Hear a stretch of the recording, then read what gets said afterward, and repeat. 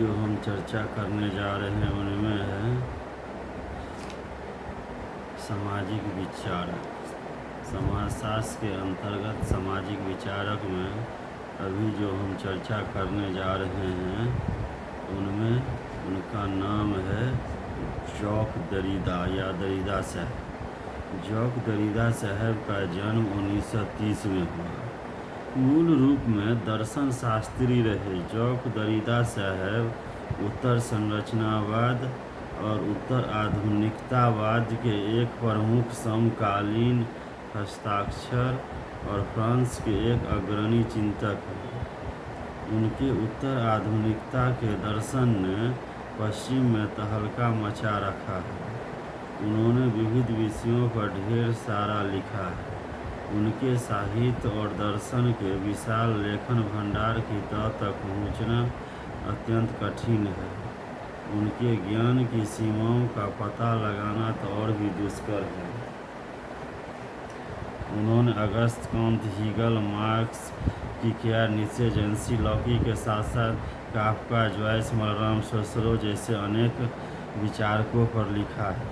उनका समस्त लेखन फ्रेंच भाषा में है, जिसमें कई पुस्तकों का अंग्रेजी में अनुवाद होना अभी बाकी है। उनके लेखनों पर पश्चिमी दर्शन और तर्क का प्रभाव है।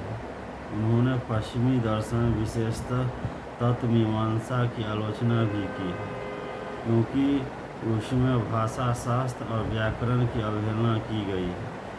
भाषा संबंधी अपने विचारों में उन्होंने प्रसिद्ध फ्रांसीसी चिंतक सोसरो का अनुसरण किया है। दरिदा साहब के विचारों ने समाजशास्त्र सहित कई विषयों, मानविकी, समाज विज्ञान, साहित्य आदि को प्रभावित किया है। उनका लेखन अत्यंत दुरूह है। दर्शन शास्त्र में प्रशिक्षित होने के कारण उनके लेखनों में दर्शन अधिक है और समाजशास्त्र नाम मात्र का, जिसे खोजना भी एक टेढ़ी खीर है। अपने उत्तर संरचनावाद और उत्तर आधुनिकतावाद के विचारों के संदर्भ में दरिदा साहब ने कई नई अवधारणाएं प्रणीत की हैं। उनमें प्रमुख है विखंडनवाद या विरचनावाद, डिकस्ट्रक्टिव डिफरेंस, विकेंद्रण और आने वाले लोकतंत्र के प्रति आशा भरा विश्वास आदि। जॉक दरिदा साहब का जन्म अल्जीरिया के एक यहूदी परिवार में हुआ था। जॉक दरिदा साहब का जन्म जो है अल्जीरिया के एक यहूदी परिवार में हुआ था। वे सन 1959 में फ्रांस आ गए और यहाँ उन्होंने पेरिस के प्रसिद्ध संस्थान इकोल नॉर्मन सुपीरियर में शिक्षा प्राप्त की। सन 1965 में जब प्रसिद्ध पारसीन पत्रिका क्रिटिक में इतिहास और लेखन की प्रकृति संबंधी पुस्तकों पर उनके दो लंबे समीक्षा लेख छपे, तब व्यापक जन समुदाय में उनकी एक पहचान बनी और लोग उन्हें एक उदीयमान विद्वान के रूप में जानने लगे।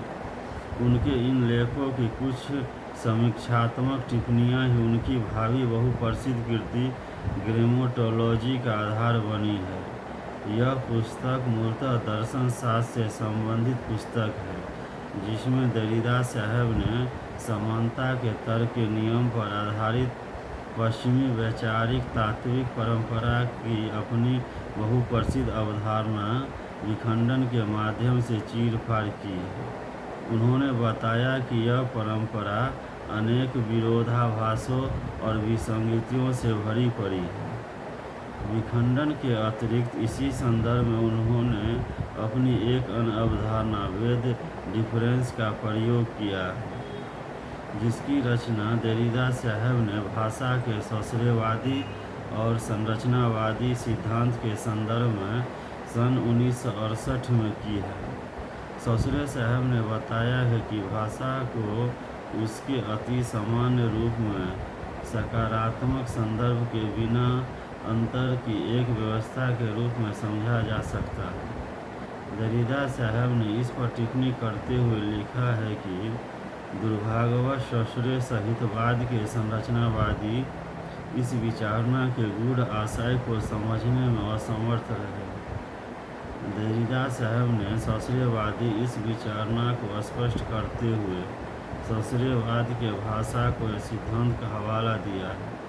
ससुरे के अनुसार किसी भाषा के समुदाय के सदस्यों द्वारा बोली जाने वाली वाणी या वाक स्पीच का स्थान लेखन राइटिंग से पहले होता है। लिखित भाषा दूसरे नंबर पर आती है। लिखित शब्द हमेशा दूर और द्वयम दर्जे के होते हैं और वे वाक्य ही तकनीकी रूप है। लेखन तो ससुरे के अनुसार भाषा की विकृति है, क्योंकि इसमें व्याकरण के प्रयोग द्वारा विचारों का मूल भाव लुप्त हो जाता है। भाषा का मूल भाव तो जीवंत वाणी में निहित होता है, जिसमें निरंतर बदलाव आता रहता है। देरिदा साहब ने लिखित भाषा और वाणी में शास्त्रों द्वारा किए गए इस अंतर के संबंध में कुछ प्रश्न खड़े किए। भाषा को शुद्धतः आरेखी, ग्राफिक और संभवतः याददाश्त का सहायक माना जाता है, किंतु इसे वाणी के बाद दूसरा दर्जा दिया जाता है। वाणी को विचारों के अधिक निकट माना जाता है, क्योंकि यह वक्ता की भावनाओं, विचारों और इरादों को अभिव्यक्त करने में अधिक सक्षम है। अतः वाणी प्राथमिक और अधिक मौलिक है, जिसे लेखन के द्वितीयक और प्रातिनिधिक दर्जे से भिन्न किया जाता है। देरिदा साहब ने लेखन संबंधी अपने सिद्धांत में ससुरेवादी इस अंतर को ठीक नहीं माना है और कहा है कि इस अंतर को प्रमाणित करना कठिन है।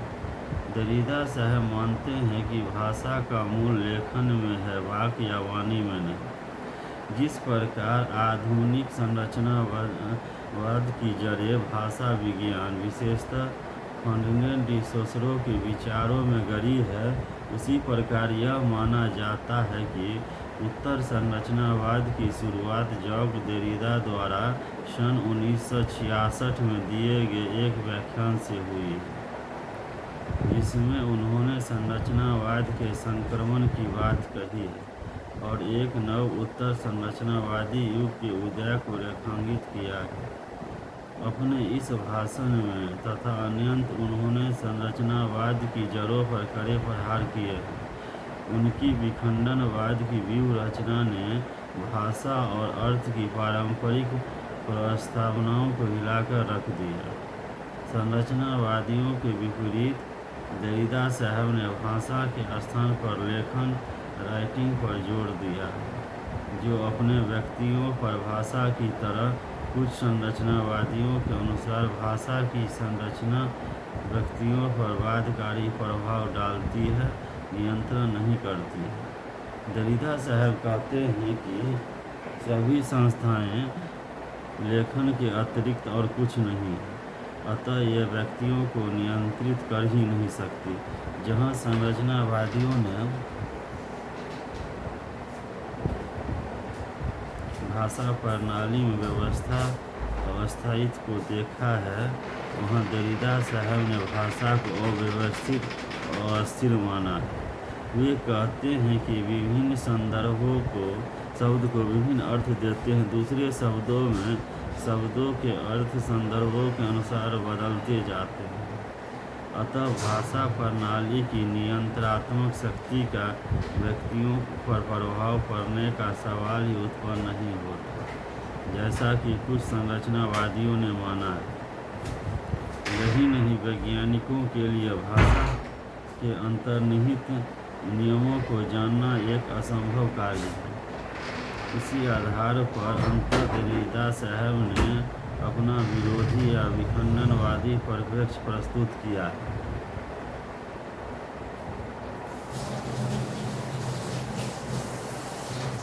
देरिदा का यह विद्रोही या विखंडनवादी परिप्रेक्ष्य उत्तर आधुनिकतावाद के उद्भव के साथ अत्यधिक महत्वपूर्ण हो गए। वास्तव में उत्तर आधुनिकतावाद की आधारशिला उत्तर संरचनावाद ने ही रखी है। उत्तर संरचनावाद और उत्तर आधुनिकतावाद के बीच में विभेद की एक स्पष्ट रेखा खींचना अत्यंत कठिन है। उत्तर आधुनिक चिंतन को उत्तर संरचनावाद का एक विस्तार या अतिरंजना कहा जा सकता है। फूको साहब, जो एक अग्रणी उत्तर संरचनावादी विचारक थे, अब जीवित नहीं हैं, किंतु उत्तर संरचनावाद की कमान अब देरिदा तथा अन्य फ्रेंच उत्तर संरचनावादियों ने संभाल ली। देरिदा साहब इस क्षेत्र में अभी भी सक्रिय हैं और अब उत्तर संरचनावाद का स्थान उत्तर आधुनिकतावाद ने लेता जा रहा है। देरिदा साहब का उत्तर आधुनिकता संबंधी समस्त विश्लेषण उनकी विखंडनवाद रिकंस्ट्रक्शन की अवधारणा पर आधारित है। वे मुख्यतः अपने विखंडनवादी दर्शन या सिद्धांत के लिए ही जाने जाते हैं। ये अपने प्रकार का एक पुनर्घटना क्रियावाद है। इसकी कई तर्क संगत व्याख्याएं की गई है और यह भी कहा गया है कि यह न तो कोई विधि है और न ही कोई सुविचारित निर्माण। वास्तव में विखंडन शब्दों के अर्थों को समझने का एक उपागम, एक विधि या एक तरीका है जिसमें शब्दों को अन्य शब्दों के साथ जोड़कर अर्थ निकाला जाता है। इसमें शब्दों को उस घटना के साथ नहीं जोड़ा जाता जिसके बारे में हम यह सोचते हैं कि ये शब्द उक्त घटना वस्तु को इंगित करते हैं। पूरा घटनाओं का विश्लेषण करते हुए देरिदा साहब ने कहा है कि यह किसी गूढ़ोक्ति का एक विशिष्ट नाम या नामकरण नहीं है। नामकरण है जो सभी अन्य सदस्यों की शब्दों की भांति अपना महत्ता संदर्भ से ग्रहण करता है। शब्दों के सभी अर्थ सापेक्षिक और अल्पकालिक होते हैं। अपने एक लेख structure, sign and play in the discourse of human sciences 1966 में देरिदा साहब ने लिखा है कि संरचना की अवधारणा के संपूर्ण इतिहास को केंद्र द्वारा विस्थापन की एक श्रृंखला के रूप में देखा जाना चाहिए। उत्तरोत्तर तथा एक नियमित क्रम में केंद्र विभिन्न स्वरूप और नाम ग्रहण करता रहता है। विखंडन की अवधारणा को स्पष्ट करते हुए देरिदा साहब कहते हैं कि मूल पाठ टेक्स्ट का कोई निश्चित अर्थ नहीं होता। इसकी अपेक्षा विखंडन की प्रक्रिया के द्वारा इसके कई ढंग से व्याख्या किए जाने की संभावना होती है, क्योंकि इसके कई अर्थों की खोजने की स्वतंत्रता रहती है। अतः विखंडन को विकेंद्रण की कृतियों के रूप में देखा जा सकता है। विखंडन पढ़ने का एक तरीका है जो पहले हमें मुख्य विषय के केंद्र की जानकारी देता है और बाद में उसे पलट देता है ताकि उपांत महत्वहीन शब्दों द्वारा अस्थायी संस्करण को बदला जा सके। विखंडन की विधि सबसे पहले किसी मूल पाठ के द्विभाजी विपरीतता जैसे स्त्री पुरुष पर हमारा ध्यान केंद्रित करती है और बाद में हमें यह बताती है कि यह विरोधी तत्व किस प्रकार आपस में संबंधित है, किस प्रकार आपस में जुड़े हुए हैं। संकेतक सिग्निफायर के सदैव अनेक अर्थ होते हैं और पूर्ण या सत्यभाषी अर्थ सदैव विरामित डिफॉल्ट अर्थ होता है। सत्य के विविध अर्थ होते हैं जो व्यक्ति के समक्ष चयन के लिए अनेक विकल्प प्रस्तुत करते हैं। देरिदा साहब ने इसे ही उत्तर संरचनावाद का नाम दिया है। उनका कहना है कि भाषा का अर्थ किसी मूर्त वास्तविकता या सत्य में नहीं खोजा जा सकता, अपितु यह अर्थ केवल स्वयं भाषा के संदर्भ में ही खोजा जा सकता है जिसकी रचना सामाजिक रूप में होती है। उत्तर आधुनिकता में पुरातन और नवीन का संबंध अरैखिक या अनिरंतर नहीं माना जाता, अपितु यह एक ऐसा संबंध है जिसमें पुरातन और नवीन दोनों के विचारों धारणाओं में परिवर्तन आ जाता है। देरिदा साहब का समस्त विखंडनवादी परिप्रेक्ष्य एक तरह से प्लेटो के समय से चले आ रहे शब्द केंद्रवाद लोगोसेंट्रिज्म के प्रति विद्रोही तेवर के परिणाम है।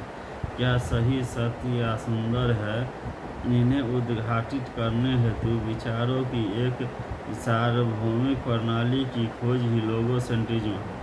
इस धारणा का पश्चिमी सामाजिक विचारधारा में वर्चस्व रहा है। दरिदा साहब ने इसे प्लेटो के समय से लेखन का ऐतिहासिक दमन और निरोध कहा है। इस शब्द केंद्रवाद ने न केवल दर्शन शास्त्र को नष्ट कर दिया, अपितु इसने सामाजिक विज्ञानों को भी तहस नहस करके रख दिया। दरिदा साहब की रुचि वास्तव में इस समापन, इस दमन के सूत्रों के विखंडन में रही है, ताकि वे लेखन को उन प्रभावों से मुक्त करा सके जिनसे वे जकड़ी हुई है।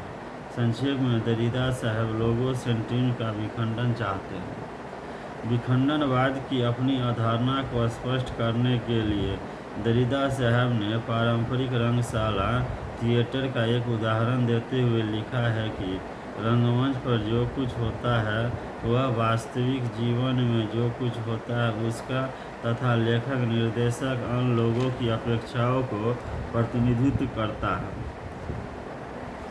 यह प्रतिनिधित्ववाद ही रंगशाला का ईश्वर है और पारंपरिक रंगशाला को ही यही धार्मिक रूप प्रदान करता है।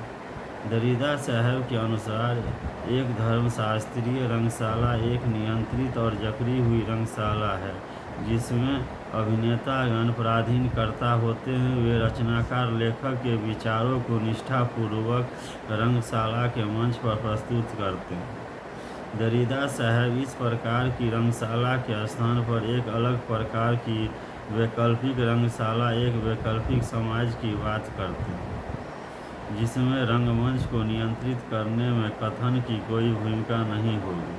अर्थात यह एक ऐसा रंगमंच होगा जिस पर अभिनेता, लेखक अथवा पुस्तकों का कोई नियंत्रण नहीं होगा। इस पर अभिनेतागण लेखक या निर्देशक से कोई निर्देशन नहीं लेंगे। किंतु इस प्रकार की वैकल्पिक रंगशाला और रंगमंच के स्वरूप के बारे में स्वयं दरिदा पूर्णतः स्पष्ट नहीं है। क्या इस प्रकार का रंगमंच वैकल्पिक समाज अराजकता का एक अखाड़ा नहीं बन जाएगा? इस स्थिति का अनुमान लगाते हुए उन्होंने एक तनिक सा यह संकेत मात्र दिया है कि यह ऐसे मंच की रचना है जिसके शरीर को अभी तक शब्दों में अभिव्यक्त नहीं किया जा सका। इस प्रकार की रंगशाला को उन्होंने निर्दयी रंगशाला कहा। इस विवेचन से स्पष्ट है कि दरिदा साहब पारंपरिक रंगशाला समाज में पूर्णतः रद्दोबदल चाहते हैं। रंगशाला की इस उपमा का प्रयोग जब हम समाज पर करते हैं, तब दरिदा साहब कहते हैं कि लेखक की तानाशाही से युक्त रंगशाला की भांति समाज को भी उन सभी प्रतिष्ठित चिंतकों के विचारों से मुक्त किया जाए जो प्रभावक विमर्श या ज्ञान के रचनाकार रहे हैं। दूसरे शब्दों में, दरिदा साहब चाहते हैं कि हम सभी लेखक बनने के लिए स्वतंत्र हैं। मार्क्स के बारे में दरिदा साहब के विचारों को लेकर अत्यधिक भ्रांति बनी हुई है। अनेकों का मत है कि वे मार्क्सवाद के पक्षधर नहीं हैं, क्योंकि उनका विखंडनवादी विश्लेषण डीकंस्ट्रक्टिव मार्क्सवाद को विस्थापित करता है। इस दृष्टि से उन्हें मार्क्सवाद विरोधी भी कहा जाता है। इसमें संदेह नहीं है कि दरिदा ने महावृत्तांतों मेटानेरिज्म का प्रयोग किया है और उस घेरे में उन्होंने पार्सन के साथ साथ मार्क्स को भी रखा है। इसी संदर्भ में उन्होंने मार्क्स के भौतिक द्वंद्ववाद की कमजोरी को उजागर करते हुए इसमें तात्विकता की कमी बताई है। दरिदा साहब ने स्पष्ट तौर पर मार्क्स का न तो विरोध किया है और न ही समर्थन। अभी कुछ वर्षों पूर्व 1997 भारत में अपनी यात्रा के दौरान दिए गए अपने एक साक्षात्कार में उन्होंने मार्क्सवाद के प्रति अपनी आशा और आस्था जताई है।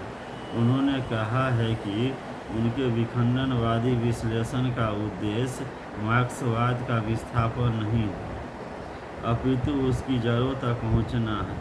यही नहीं, उन्होंने आगे कहा कि मानव जाति की सबसे बड़ी समस्याओं का समाधान संभव नहीं है, किंतु जब भी हमें कामगार औजार की ज़रूरत होगी, मार्क्सवाद की उपस्थिति हमें आश्वस्त करती रहेगी। लंबे साक्षात्कार के उनके विचारों से एक बात अवश्य स्पष्ट होती है कि वे नए संदर्भों में मार्क्स की पुनर्व्याख्या चाहते हैं।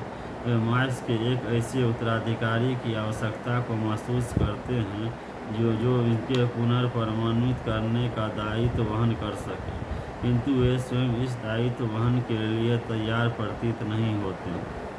उनकी प्रमुख पुस्तकें में पहला हो गया speech and phenomena and other essay जो 1967 में आया, राइटिंग एंड डिफरेंस जो 1967 में आया, पोजीशन जो 1972 में आया, डिटर्मिनेशन जो 1972 में आया, मार्जिन्स ऑफ फिलोसफी जो 1972 में आया, ग्लास जो 1974 में आया, ऑफ ग्रामेटोलॉजी जो 1976 में आया, द ट्रूथ इन पेंटिंग जो 1978 में आया, स्पर्स नाइट्रूज स्टाइल्स जो 1978 में आया, the post card from Socrates to Freud and beyond जो 1980 में आया, सिग्नस स्पॉन्ज जो 1984 में आया, सरकमफेरेंसेज विथ बेनिंगटन जो 1993 में आया, एस्पेक्ट्स ऑफ मार्क्स जो 1994 में आया। तो ये जॉक दरिदा साहब की कृति और उनकी प्रमुख पुस्तकों का वर्णन किया गया है। जॉक दरिदा साहब समाजशास्त्र के अंतर्गत सामाजिक विचारकों में अपना प्रमुख स्थान रखते हैं। जॉक दरिदा साहब की कृतियाँ जो है सो मतलब हर एक परीक्षाओं में 2-4 प्रश्न रहता ही है, और कोई भी एग्ज़ाम हो A to Z exam Jacques Derrida साहब से 1-2 प्रश्न 2-4 प्रश्न अवश्य रहता है। तो जॉक दरिदा साहब कृति और उनकी पुस्तकों का अध्ययन स्मरण रखना बहुत इम्पोर्टेंट महत्वपूर्ण है। समाजशास्त्र के अंतर्गत सामाजिक विचारकों का जब तक अध्ययन नहीं होगा, ज्ञान नहीं होगा, तब तक समाजशास्त्र विषय की समझ अधूरा है।